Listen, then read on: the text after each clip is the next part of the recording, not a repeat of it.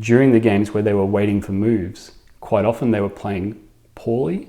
So the increase in the quality of the games was coming from the cheating moves, but for the rest of the time they were just so distracted because they're just waiting, like, when's the move going to come, and also feeling a bit guilty. Most strong players have always assumed that you only need 1 or 2 moves to make a huge difference. You'll get 100 ELO points if you just get 2 suggestions per game. So he lost that game. Yeah, he was a cheater. Yeah. Fortunately, the opponent didn't accuse him because that would have been a double whammy as well. I think the opponent was like, "Yeah, you can't be cheating in this one." But maybe you can even include, I'm going to give you the moves, but I'm going to give it to you at the bathroom, for example. So, but that you're adding another layer. That adds an element where there's a tell. But everybody goes to the bathroom. Like, you wouldn't know who's going more. Yeah.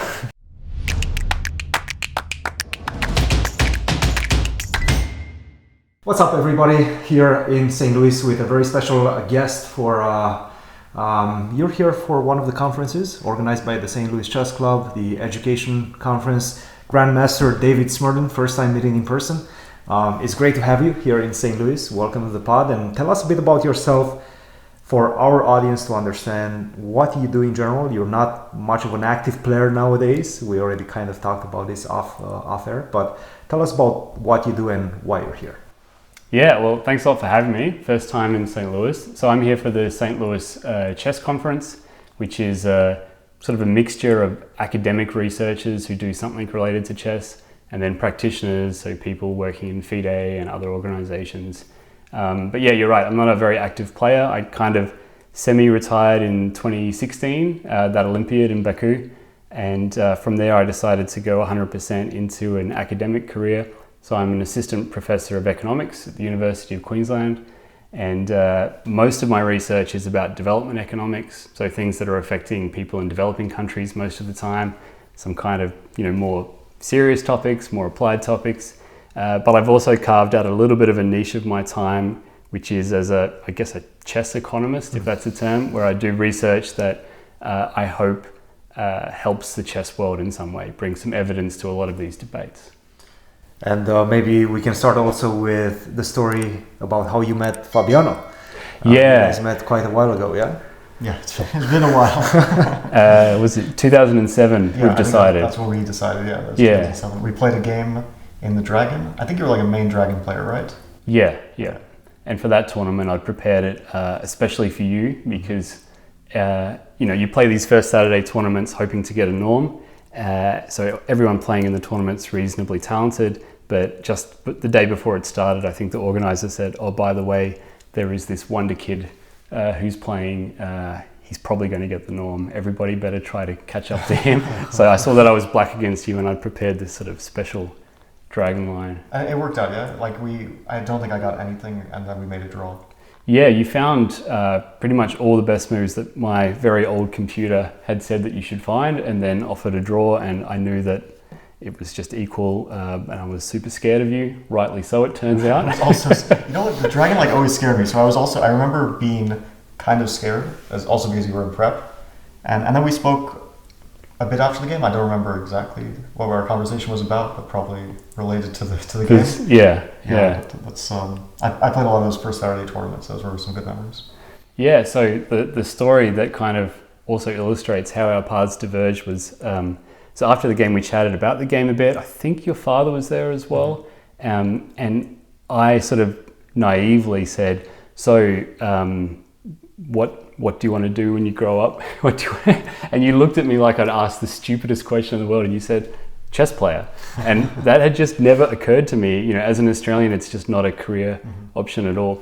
And it was a stupid question, as it turns out, obviously. But in my life, it was never anything more than a hobby. It was always, you're going to go off and do something else. And even our very top players now have the same problem. Like, they could be professionals, but they're getting corporate offers, they're going off to some sort of other job, and you can't really be a professional in Australia. So I always remember that comment though, like, chess player, of course. And I was like, oh. I think maybe I also had the naive optimism of a kid, like everything's going to work out, which of course... Which it did. It did, yeah, but you never know. Yeah. Is it just because in Australia it's so difficult to travel to tournaments, just so far away from most of the chess action in the world? Is that why players struggle to continue professionally? Yeah, I think so. I mean, you were saying that Singapore is kind of going to be your furthest trip, and that's still another 7 hours before you get to Australia. So it's a long trip. We had that one professional for a long time, Ian Rogers, you might remember, who was sort of up near the top for a while, for quite a while actually. But he based himself in Amsterdam for a lot of his travel, and a lot of young Australians actually have spent time in this one little apartment in Amsterdam because they offer it very sort of freely, and I think I've been to that apartment. Probably.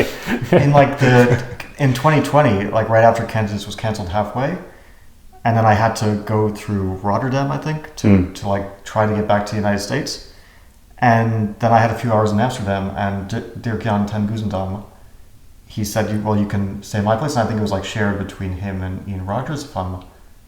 It could be. I think so. Yeah. And so I just like slept there for like 3 hours before my flight. Right, okay. But Ian wasn't there. But yeah, it seemed like some sort of like shared chess home in some ways. Yeah, I think there are more keys to that apartment than any other sort of shared key. I remember once I was staying there, and I think Jen Shahadi just sort of showed up as well, and so she was staying there for a couple of nights. So yeah, it's probably the same one. But he was sort of our leading chess player for a while. But sort of since then, he led the way for a lot of other young grandmasters. But as a professional pursuit, it's still not there.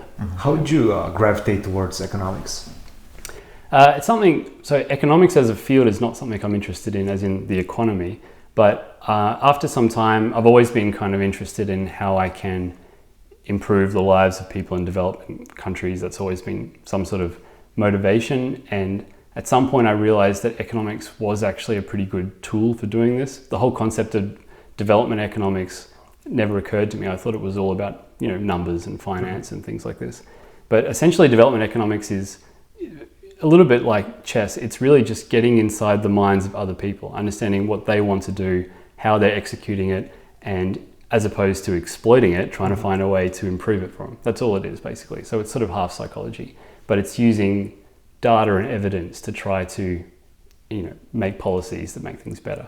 And the skills involved actually aren't that different from saying do opening research. So say you want to go novelty hunting, you go through games, you go through an engine, you use a little bit of intuition, you gather data, you test it. So I used to love doing that stuff with the Dragon, for instance, and now I've just put it into a different domain. That must have been a pretty difficult moment for you to decide to quit chess, because not only now I'm finding out that you drew Fabiano as well, but you drew Magnus Carlsen also in that final tournament of yours, or at least final as a professional, if you might, the Olympiad. You were winning in that game. Yeah. In fact, I remember vividly that you were kind of the talk of town because you drew Magnus, but from a position of strength. Yeah, so the Australian team was obviously very, happy that I drew, and I got lots of messages. But, the reality, as the two of you can appreciate, is that I missed an opportunity, not that I should be rewarded for it. Yeah. And the next day, Ivan Sokolov, who never sort of beats around the bush, of course, he came up to me during the next game, put his arm around my shoulder, and he said in his thick accent, he said, you drew Magnus, you're the hero for today. If you had a 1, you would have been the hero for a lifetime. Just think about that. And then he walked off. And I was like, oh man, he's right. I should quit chess. It's like, no, but I mean, I was always like, I got some good results. I drew with Aronian also at one of the Olympiads. I played Dominguez in the World Cup, where I played the Dragon, and the same like our game. Like I just prepared theory to a draw. And so we had 5 draws in a row. And then in the 6th game, it just sort of occurred to him, oh, I can just play anything against this guy and I'm a better player, which he did, and he won. And that was the end of my World Cup. Do you remember which World Cup that was?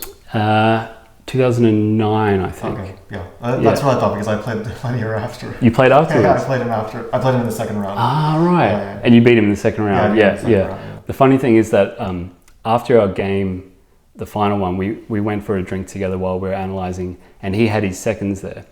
And I had my girlfriend at the time who didn't know how to play chess. And we sort of looked at our two teams and sort of realized, different levels of professionalism. And then I said to him, oh, so who are you playing in the next round? And he said, didn't you check before the tournament who you're playing? And I said, well, no, I just stopped at you, basically. And he looked at me again the same way you looked at me when I asked you what you want to do when you grew up. Like, how can you not even check if you're a chess player? And it sort of also highlighted, there's like there's Grandmaster, but there's class distinctions, and I'm never really going to reach that top level. Obviously, you're here because you did a lot of research combining chess players and economics. How do you pitch those type of topics to your supervisors, I guess? To the non-chess playing group? Right, to the academia. How do you pitch that? Yeah, I remember the first time I approached my boss and said, I want some money to buy a chess base. Yes. And he looked at me like, come on, Dave, like, no way. Yes. And I was like, look, if I can publish a paper. It's like $500, by the way. Yeah, to get the full package. Yeah. And if you want to get like other sort of chess related stuff, and I'm being flown to this conference on an economist budget, right? So to be able to convince them that presenting at a chess conference is worthwhile was a tough sell at first. But so I said, if I publish a paper in, we have also tiers of journals like that you publish in scientific journals. If I can publish in a top one about chess, would that sort of, signify that this is real research? Mm-hmm. And so when that happened, he sort of said, okay, I kind of understand now. And the key, I think, is to make sure that whatever I'm researching is generalizable beyond a chess playing audience. Otherwise, there's no point.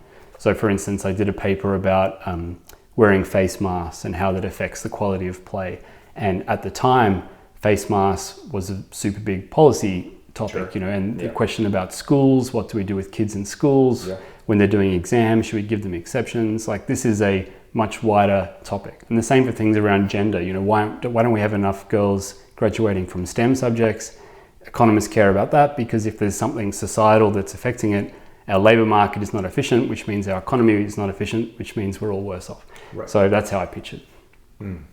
If you have let's say a subject in chess and you make a conclusion there, can you extrapolate to another field? Like like if we're talking about gender, can you say, like, let's say you make a conclusion in chess playing world. Does that help you understand why maybe there are not so many women in STEM? Yeah, sometimes yes, and sometimes no. So the key is to try to make that link as much as possible. And if you can't make that link, then you say, okay, well, this is just one more piece of evidence on a pile now that we have.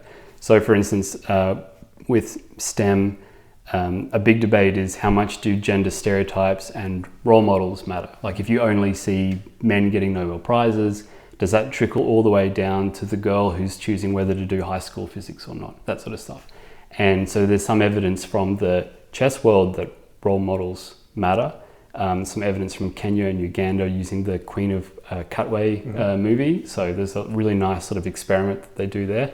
And that's not going to tell us how to get more girls into physics and chemistry, but it's suggestive evidence. We add that to the pile. They've done some other ones around other topics that aren't STEM as well, but where there's a big sort of gender gap. And we keep adding those together. And then at some point you start running experiments that have picked up things that have worked in one field into another field. And if they work there as well, then you say, okay, now we've got a lot of evidence. Let's roll this out. That's kind of the idea. This sort of makes me think about Judith's recent comment about not needing women's titles just because you're setting up a low ceiling for female players. Did you do any research in that regard? Do you think we should abolish female titles?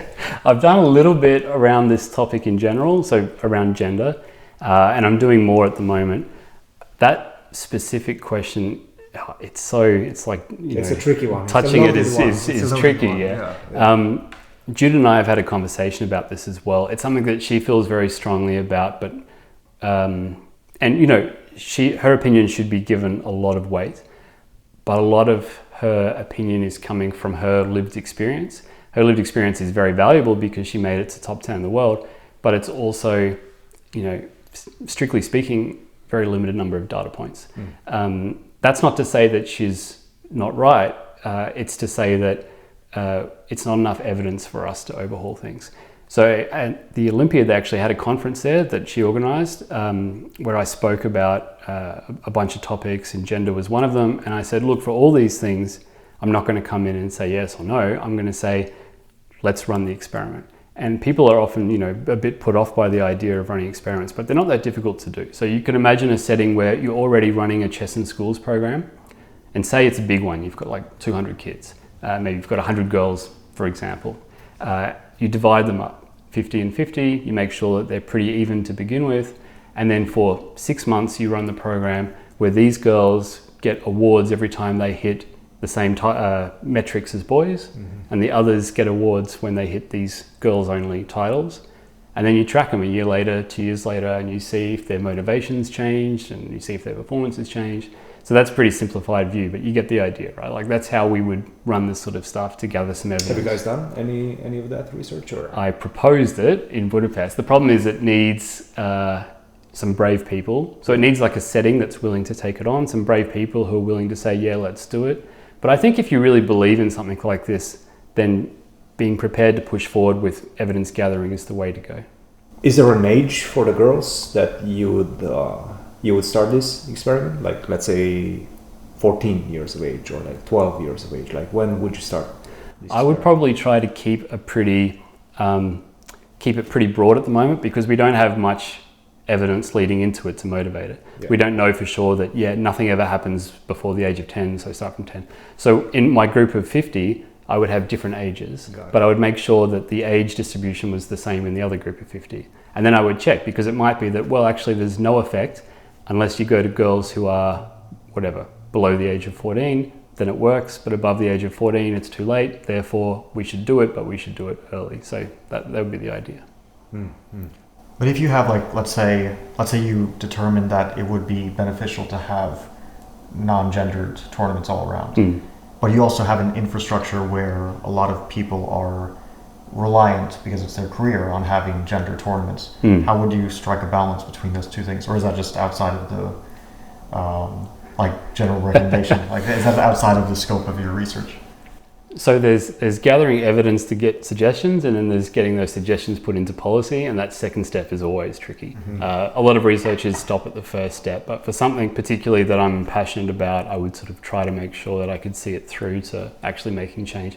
For something like this, if you find the evidence amongst, say, girls from the age of whatever it is, 10 to 18, it's actually having a big effect, that doesn't actually necessarily say that we should scrap gendered tournaments at the professional level. It just might be that for those who are running chess in schools programs and currently divide them up and currently have girls only tournaments, that should probably stop. So you basically start at the application where you found evidence, and you wouldn't touch anything about the US champs, you wouldn't touch anything about Norway chess at the moment. You basically see how this goes when it's rolled out, and then maybe gradually that leads to change. Maybe it never does. Maybe at the adult elite level, you always have that segregation. I don't know. Yeah, because you're right. At the moment, the infrastructure is so strong, and a majority of women players don't want it to change. And I think so long as you've got a majority of women players who aren't driving this, I don't think anything's going to happen. Yeah, because the question is foundationally, I guess you can take a female player and you put her on the trajectory of reaching 2750, but then at some point she goes on to play women's tournaments, which have the same prize funds as the men tournaments or the open tournaments. And then will her ceiling drop at that point when she starts competing only against 2550s or like 2600s max? Yeah, it comes. Yeah, there's a stage where it. You're right. Challenges these two concepts challenge each other, I guess. Yeah, but there's sort of this broader question that people say: why don't we have women in the top 10 anymore? Why isn't there another Judith? Why do we only have one woman in the top 100? I don't think that the gender segregated tournaments would explain much of this at the moment. So it's a very complex issue. There's a multitude of factors. There are very smart people who are working on this. I think it could have some effect, particularly in terms of the participation, the fact that we don't have as many girls, particularly at the age of 17. There's a huge drop off. At 17, okay. Yeah, so boys also drop off, but girls drop off much more at a higher rate. And that's a bit surprising. That's right before college, more or less. Yeah, and it's right about the time that you go from being in your girls team at school and girls tournaments to having to make the effort to go to an open adult club where you might be the only woman in the room. So I'd imagine that there's something around that sort of change that's affecting the participation quite a lot. But just saying we're going to scrap women's titles, I don't think that's going to immediately, or even in the next 5-10 years, see another woman get into the top 100. I don't think that's a big part of the story. Yeah, that makes sense. No, I mean, you see it like in U.S. chess, definitely, that like in the U.S. Championship, a lot of the women who are very strong, they tend to focus more on their academic career, while the guys mostly focus on chess, or it's more mixed, at least. Okay. So there's it could also be U.S. culture. Yeah. But there's definitely that like very visible difference in approach to professional chess. I would say from US players, even the guys mostly gravitate towards like going into college. Like I know because as a recruiter for my university, I barely can get any American players. Like at that point, at 18 years of age, if they're grandmasters, they can already go to Ivy League schools, and they usually choose to do that rather than continue focusing on chess. And if they do focus on chess, they sometimes combine that with like a university degree as well. Yeah. I think as a good economist, we care about inefficiencies more than anything else. Not about what we think people should do, but just are things efficient or not. So if there's an American teenager who's quite good at chess, but ends up going to college and becoming a whatever, it could be that was just the best decision for him. Yes. And if that's the best decision for him, there's no reason for us to get in and change things. It'd be good for the chess world, but not necessarily for him. For sure. Yeah. But they go to Ivy League schools and they become extremely successful in other fields. But if we have a 17-year-old girl who would love to be a professional chess player, that's what she wants to do. But there's something else, like some societal, cultural, whatever it is, which means that she's not doing it. Not because she doesn't want to, but because of the situation. That's inefficient. Because she should be a chess player, she wants to be a chess player, something's stopping her. So that's where we come in and say, okay, can we find out what it is, and then how do we change things? Very cool. You're gonna present at the conference a topic about cheating in chess. That's obviously very hot right now. Tell us a bit about that. Well, I know you've spoken about it a lot on the pod, which everybody's talking about it. Everybody's talking about it. But that's kind of funny because do you remember the time when you couldn't really talk about it? Or not you couldn't talk about it, but you couldn't accuse someone. That was the worst thing to do. Do you remember there was I think it was maybe Mamadiarov who was sort of the first. He accused Dennis someone at Aeroflot. I think it was quite some years ago now. Yeah. Oh yeah, that's right. Yeah. And that was a big deal because everyone was like, oh, you can't just accuse without evidence. Right. And now there's been a cultural shift. It's a free for all. Well, at least for some people. For online chess especially, Yeah. Which, maybe there's also some sort of distinction, like FIDE doesn't get involved in online chess, chess.com or other websites don't get involved in over-the-board chess. And maybe FIDE doesn't see it as their place to sanction or to discipline people who have accused without evidence, I guess. I mean, it's hard to say what evidence really is in this case. Yeah. Besides hard evidence, but yeah, it looks like these kind of major players are staying in their own yard and not mixing too much. Yeah. There's also a case a coach who accused a top women's player and got over an over the board event a few years ago and got banned by FIDE from coaching, from attending tournaments and so on. Ah, right. For maybe 6 months or so. So there are definitely some cases he accused of sanctions. Bibisara, right? I think he was Asbayev. Bibisara. Ah, okay. Yeah. Because I think was it Sandu who was accused a long time ago as well? By players in the tournament. And there was that letter, and it was a whole sort of thing. So that was a bit unfortunate because I mean it definitely impacted her psychologically in the tournament. Whenever you're facing this type of accusations, and it's so difficult to play chess, right? Yeah. And there were sanctions against some of the players, I think. Some of the players. Some of the players, or maybe very few, but definitely there were some sanctions taken. I don't think anybody got suspended. Oh yeah. Did they? Yes. One I'm sure of got either 3-month or 6-month ban. Really? Okay. I think I remember that for the lead author of the letter or something. So I guess it was maybe a lot of players wrote in and maybe they just decided they can't ban everyone. Yeah. But yeah, now it's more or less a free-for-all, as you said. Everyone is throwing something at someone else. Name of your paper is Cheating and Suspicion in Chess, Insights from a Control Tournament Experiment. Yep. Which one is that? What did you do?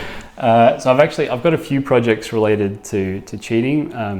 One with chess.com, looking at sort of behavioral ways on their platform to discourage people. So there's obviously there's the stats side of things, and they got a lot of people working on that, very smart people. But as a sort of behavioral economist, I'm also interested in ways that discourage kids from sort of going down that road.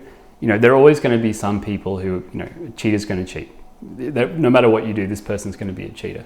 But for a large amount of people, their chess path will actually affect whether or not they ever start it, or once they start it, how they react to it. And so I'm sort of interested in if there are ways to try to discourage that, change the norms around it. But the one I'm going to present about, I think it's kind of cool. I ran an experiment. I've been saying experiment a lot, but I ran a real chess tournament. I put on a real chess tournament, but I called it the Cheating Challenge. I had special rules, and so it was an 8-player double round robin. They didn't know who the other players were. And I said to them, before the round, you may get a message from me that says you have been designated a cheater for this game. So you're going to be a cheater.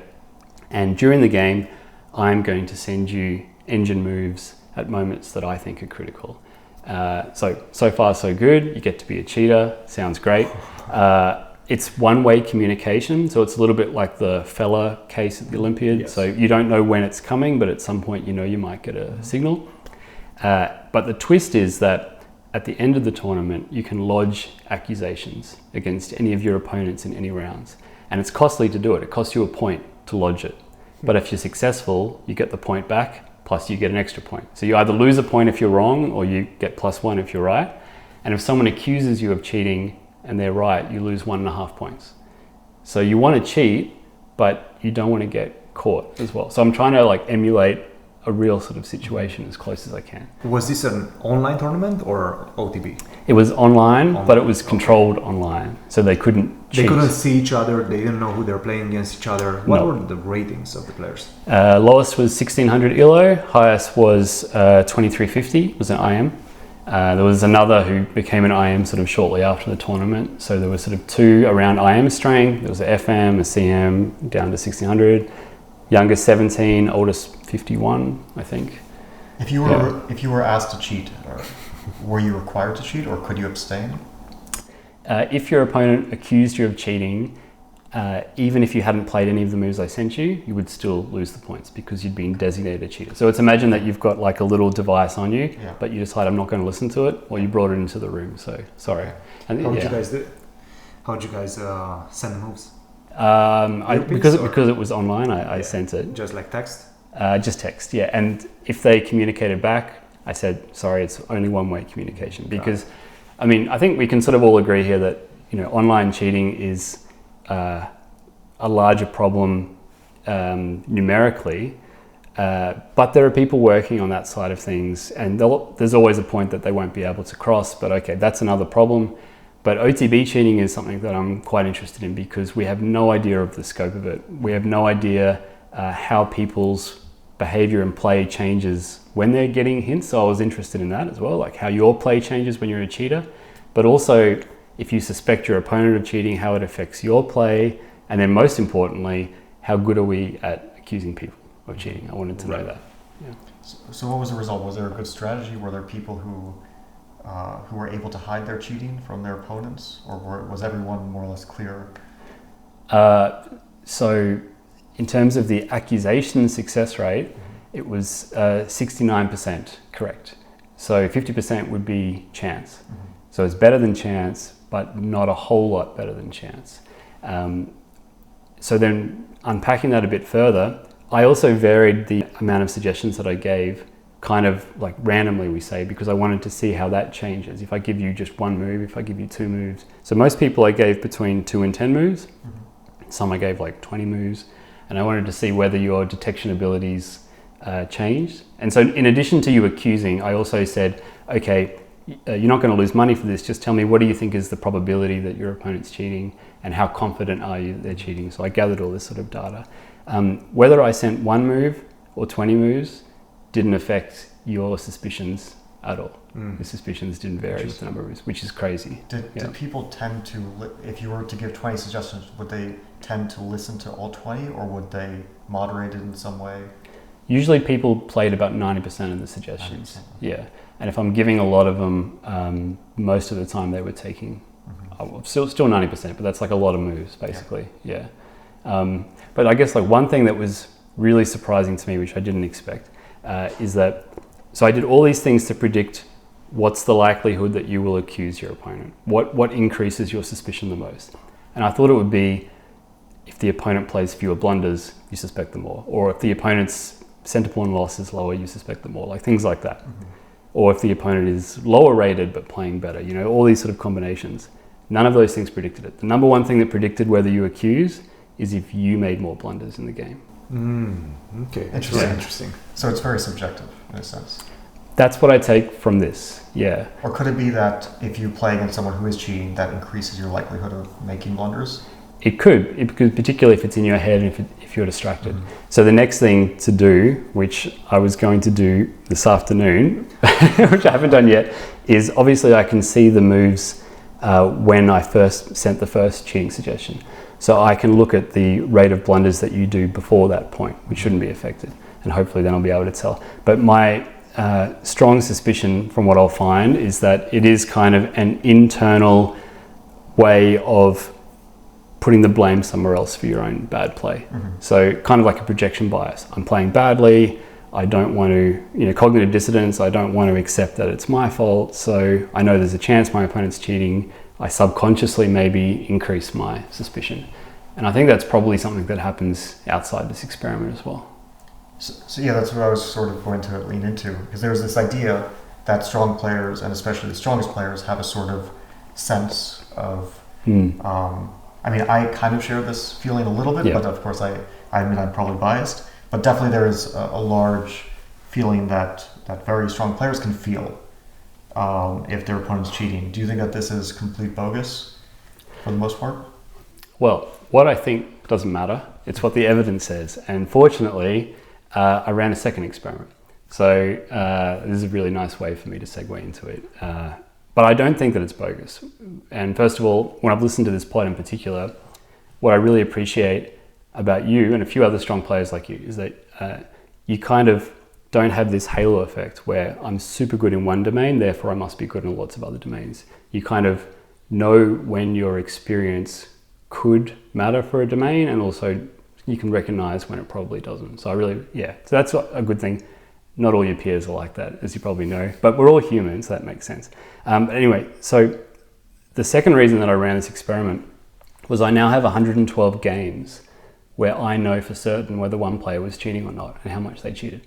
Nobody's got a data set like that. So when Ken Regan runs his algorithm, or when chess.com runs its stuff, they have incredible stats. Both of them have incredible stats. I've seen their analysis, but they don't have a great training data set. A lot of the time they're using things like the Feller games or something like that. But here we have it. So what I did next, and you may remember, you might have seen this online, I posted it for the chess world. I took the test. Did you take the test? I took the test. And my coach at the time, it was Okay. right around summer of last year, right? Yep. Yeah, so Yep. we were at a tournament and we both took the test. Cool. Well, we kind of collaborated, so it wasn't like we took it separately. Yeah. You cheated in my test. I'm gonna have to take you out of the data now. I'll just, for the viewers, I'll explain. So what you do when you sign up for this thing is you're given 7 of these games that were in the tournament. So you see the game, it's on the little chess.com screen, you can play through it. You see the evaluation after each move, you see the move times, you can take it to the analysis board if you want, and then we say, what do you think the chances are that black was cheating? Do you think black was a cheater or not? So you're given 7 of these, and 10,000 people took this survey around the world. So I got people from a chess.com rating of 100 to, I don't know if Magnus took it or not, so you'd probably be my strongest player. But I'm not sure if I entered my rating accurately. Right. but hopefully I did. There were I think there were 2 players who entered 2,800 as their rating. One of them I know was 2,800 at the time. And I know who it was, so it wasn't you. I don't know what you entered, so I don't know whether the other one was just somebody. I just can't remember. But we sort of whittled down the sample to those who provided either their FIDE ID or their LeChess user or their chess.com user. So we can break it down to about 4,000 where we're super comfortable with that data set. I don't know whether we'd cut you and your coach out of that or We not. didn't put any like evidence that we were of who we were. So, Right. so Oh, it okay. Probably took us out. Of it. Probably took you out. Yeah. But yeah, this was really interesting because, you know, on the one hand, it's a really difficult assignment because you're given 7 independent games. It's not like you're following player X the whole way through. But on the other hand, with a sample that big, you'd still think that you could do better than chance on average, or there will be certain types of people who do better than chance. And so the 2 main results are, first, we really suck at this. We all really suck at this. I think like the average is something like 53 or 54%, where 50% is, you know, flipping a coin. Yeah. The second thing is that experience matters a lot. So the more years you've played chess, the better you are at detecting this. And that's correlated with rating. But if you look at the 2, rating versus experience is kind of the dominant factor. So that kind of answers your question, yeah. So As a strong player, you probably have a high likelihood to. But it was around 53%. I think success. I think ones with 10 plus years of experience got up to like 58%, 59%. Still not very accurate. Still not as good as the players in the tournament. So the players in the tournament had that feeling during the game, which I think helped a fair bit. And they also spent more time on the task. Whereas on the online one, I don't know how long you spent, but most people spend an average of about 2 minutes per game. The ones who spent more, the ones who spent like 5+ minutes per game, they did better as well. So it kind of says the more experience you've got in chess and the more time you spend on the task, the better you can do. But I don't know if that's what people do in the real I think we took about 20 minutes total, and we were just kind of discussing like That's the not number of bad. times and so on. Yeah. Yeah, I did feel like it was difficult to get a grasp without actually being involved in the game. Like it's really difficult to judge from the side. Yeah. And that's why I when I see a game like let's say Entitled Tuesday, and maybe my feeling is it's really suspicious because someone is playing a lot of engine moves, right? Yeah. But I do feel like I have just a stronger like feeling during the game, but sometimes the feeling also betrays me. Like I feel like my opponent is maybe cheating early on in the game, and then some bullshit happens later, and maybe I win the game, or we just start making massive mutual blunders. I'm Right. like, okay, there's no way this was a game. But I had the feeling. I'm like, well, maybe my feeling doesn't count for much if it didn't predict what would happen for the rest of the game. That's quite interesting because imagine you got to a point where, you know, you're losing now and you had that feeling and you decided just to resign rather than play on, then you would have kept it, right? You would have kept the feeling saying, yeah, it's a cheater, because you wouldn't have been given that counter evidence at some point. Yeah, I did try to change this like mentally that I don't give up, because sometimes you get demoralized if you think you're facing someone who is cheating and they're beating you. But sometimes it does. I was kind of inspired by some players like Hikaru, who they're playing someone who's like much weaker, outplaying them constantly. Maybe the player's cheating, but then somehow they trick them in time trouble. I'm like, okay, well, maybe I'm not as good as Hikaru at doing this, but if Hikaru can do it, then maybe I can also occasionally do it. And well, they say never resign. There's no nothing to gain from that. But yeah, it is a very. I did take the test, and also our success rate was like 3 out of 7, I think. Yeah. So it wasn't very good at all. And I was trying to understand, like, is it because I have no grasp over what it looks like cheating or what doesn't, or was it because I'm not personally invested in the games? But I figured that if I'm getting a low accuracy, then probably overall people are not guessing too well. I think it's just a very hard task. Like, I think it's much harder than people recognize. And there are a few players, very strong players, who overestimate their ability to a significant degree. So we saw that also, we asked people their confidence that they had in their predictions. And you'd think that the more confident you are about it, the more likely you are to be correct. But that just doesn't hold. And there are some people who are just super overconfident, and that comes, unfortunately, with rating most of the time. Yeah. But it's interesting you said that during your games against people in Entitled Tuesday, you feel this sort of almost like helplessness. You know, there's nothing I can do here, it's a cheater. I also interviewed all the players at the end of this tournament, and that was one of the number one things that came out of it, this feeling of like hopelessness, inevitability. They got really depressed. But then when I asked them, okay, well, how did you feel when you were cheating? And the longer the tournament went on, the more depressed they got as well, because they realized that it affected their play in their non-cheating games. When they're not cheating. They just didn't play as well anymore. And actually, I haven't analyzed this data yet, but during the games where they were waiting for moves, quite often they were playing poorly.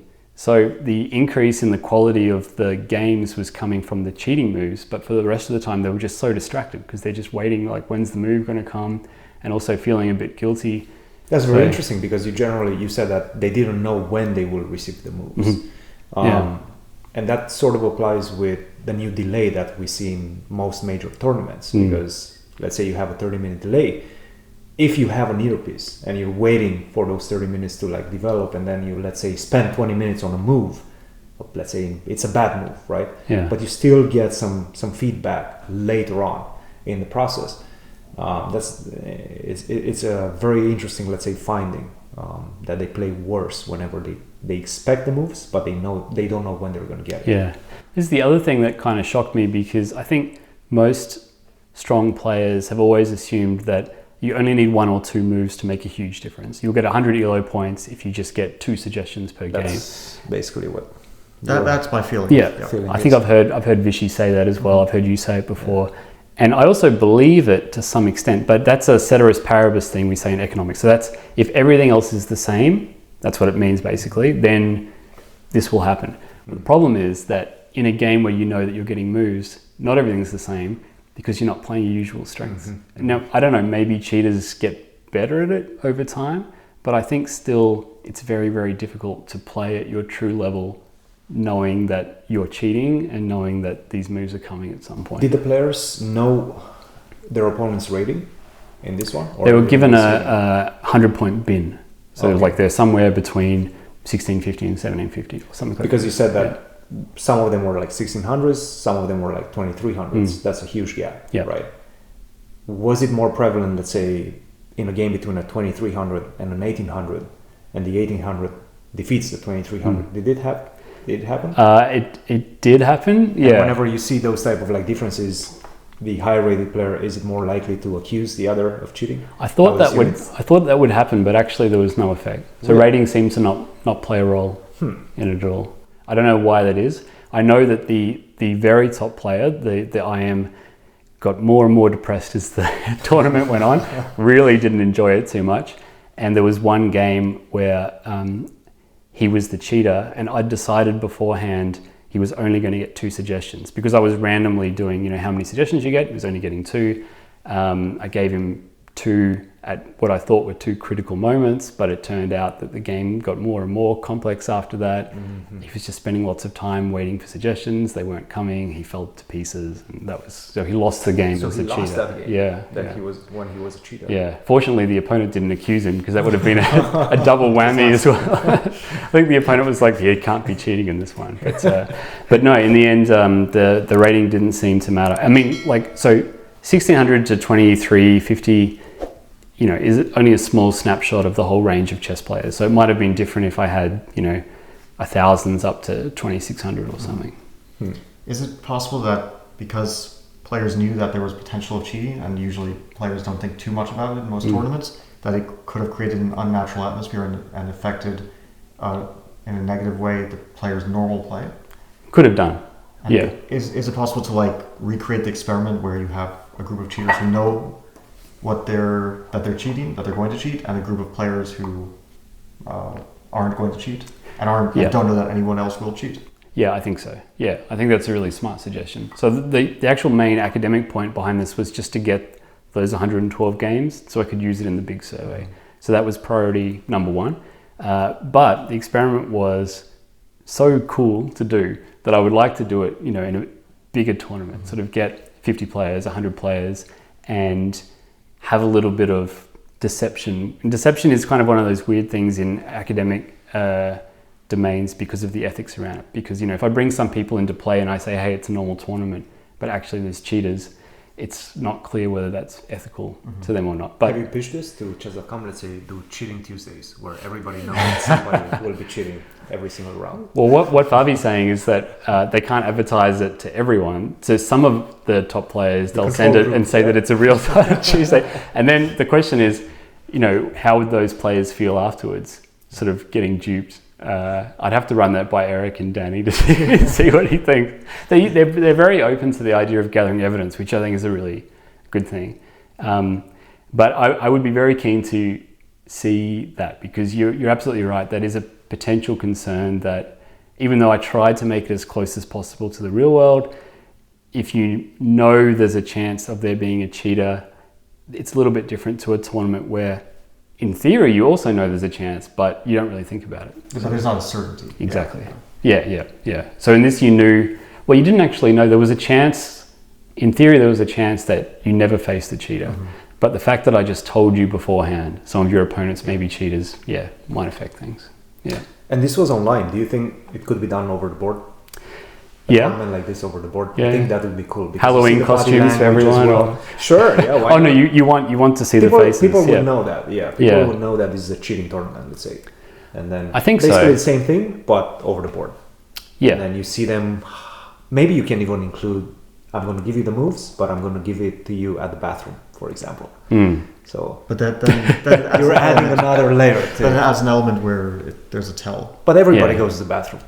Like, you wouldn't know who's going more. Yeah, but the spy equipment these days is so good that we could be sitting right now, and I could be, all the answers that I could be saying, I could have, my answers would be better in that case, but still, I could have been getting these, so that would be possible. Actually, one thing I did in the survey, this is more of an academic-y sort of thing, but not everybody saw the same survey. I had tiny tweaks to the instructions, and one of the tweaks was that half the people saw this was a tournament and it was implied that it was over the board. The other half saw it and it was explicitly said it was online.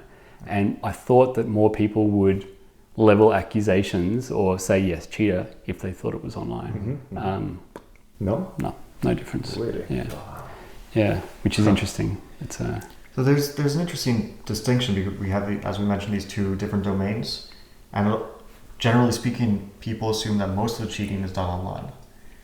And maybe people overestimate the amount of cheating that's online. But is it also possible that we both overestimate online cheating but underestimate over-the-board cheating because we assume there's nothing nefarious going on when we can actually see our opponent? Yeah, it's entirely possible. Yeah, and that's something that I can't test. So this is, just my subjective opinion. But I also think that OTB cheating is kind of a potentially bigger problem, not in terms of the numbers, but in terms of the severity, basically. Yeah. And for that reason, because I know that Chess.com's got this, they're really smart guys working as a team, but they don't look at OTB cheating really at all. The only time I think they did was the Neiman case. That was the only time.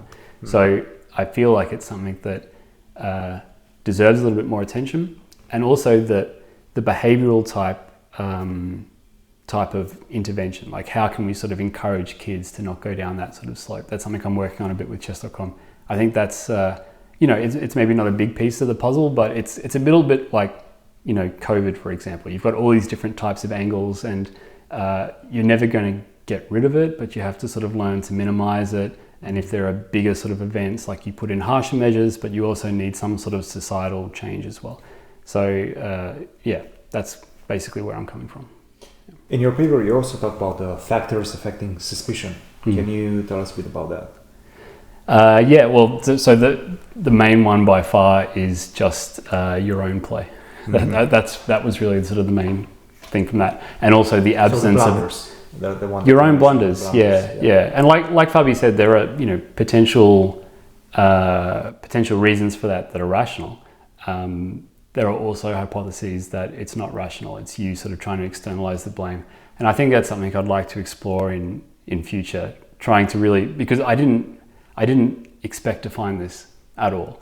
And now that I have found it, trying to work out the mechanism is the next step. So I would try to design some sort of experiment where we can see whether or not it really is people externalizing their own faults. And if so, I think that's kind of a powerful finding to spread as part of this behavioral message. Like if you're really suspicious, you may be right. In Fabi's case, he might just have a good feel for it, but just be aware that there is this bias that we've found. Check it if you can. Yeah. Do you think that people with that bias would be receptive to, like, if you presented evidence that they are biased in that way? Do you think they would be receptive to it? So not everyone. I think there are some who will always believe that their intuition tops everything and will always sort of discount this sort of research. But I think that's a minority. I think in general, same with cheating, I think there are some people who always cheat, but the vast majority are kind of like, swing voters, swing voters in cheating, swing voters in terms of evidence. So I think with evidence they can change their minds. Yeah, there's like a lot of, I think, uncertainty with it all. From my discussions with people, it's like very much, yeah, I think this, but maybe not. And they might change their mind if they see some other evidence. Yeah. Actually, I want to ask, because you're kind of tackling these topics that are quite controversial, like you mentioned masks and gender, things related to gender in general, and cheating, of course. Is there a time where you're looking at it from a mathematical perspective, but it's very difficult to break through either like ideological bias or just general bias that people have? To break through my bias as a researcher? To break through other people's bias. Like you present evidence, but it's very difficult to convince people with the evidence that you have.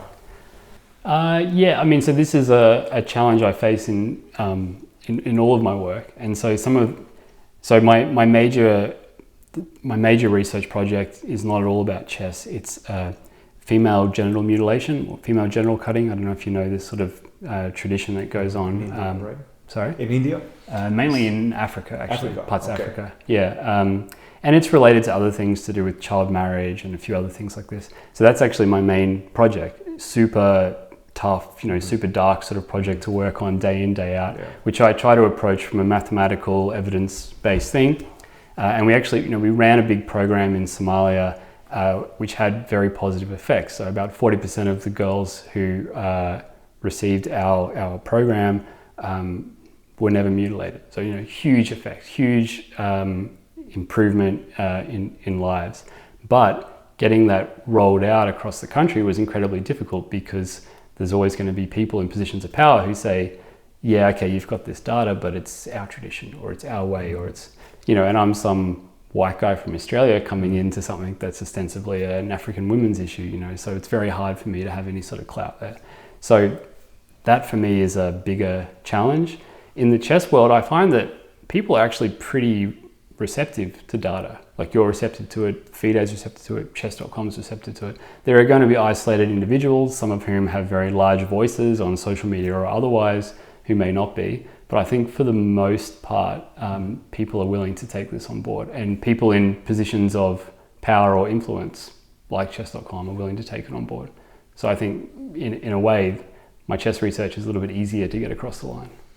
I feel it's because it's also something somewhat new, and we only recently more or less started discussing it quite at length, right? Cheating? Especially, yes, yeah, cheating. Yeah. Especially since like 2020, with online chess, I feel like it was an explosion more or less. And now, as you were just mentioning, I think OTB cheating is starting to make its way into the discussion more or less. And you see, some top players, let's say, accusing or being suspicious of players, and now you have the cheating cases that are happening. So yeah, it's an evolving, let's say, subject. I also think that chess players are wired a little bit differently, even from the average member of the public, because, if you were brought up thinking that some line of the Nadov was playable for 20 years, and then new people come along with neural networks and just refute it, you're not going to say, oh yeah, I don't believe it, right? This has always been our way, because you're just going to lose, right? So we're kind of wired that when new evidence... Exactly. Yeah. And when evidence comes, we change our minds. And I think that there is some sort of flow over of that philosophical makeup into other domains as well, for most chess players, I would say. Yeah, I've met some stubborn chess players. But like usually people eventually, we're talking about openings, trying to convince that your idea is correct, and we do. Okay, now with engines it's a bit easier. You can't really argue with the engine, but definitely there was a lot of back and forth during earlier analysis times. And yeah, usually people can really stick to their ideas very closely. But yeah, there is that flexibility. Like eventually, if you are convincing enough, if you have a compelling argument, then chess players do sometimes amend their views. I think so. I think the new generation in particular, the younger generation, with gender it's a little bit trickier because, like I said, most of the voices, particularly women's voices, it's impossible to detach yourself from your own lived experience. So they're always going to think, whenever they're told, what do you think about this new policy? It's very natural to say, well, would that have worked for me? And there's nothing wrong with that. That's what we all do. But I don't think it's enough evidence to make something, make a new policy that's going to affect hundreds of thousands of girls. David, I think, We have plenty to talk about, but we also are a bit restrained by time. There's a closing ceremony coming along. That's right. For your champs, and then you're going to present in the next couple of days. Thank you very much for joining us. Anything else you would like to add? Any sort of pitch about any of your new experiments? I'm not so big on self-promotion, but I'd say, because I don't know how often you're allowed to say this on your own podcast, but you guys are doing a real service to chess with this podcast. I listen to it every week on the bike. I've got it in the headphones. So yeah, keep it up. Thanks very much. Appreciate it. Thank you very much. All right, thanks for being on. Thank you. Pleasure. Awesome. Thank you.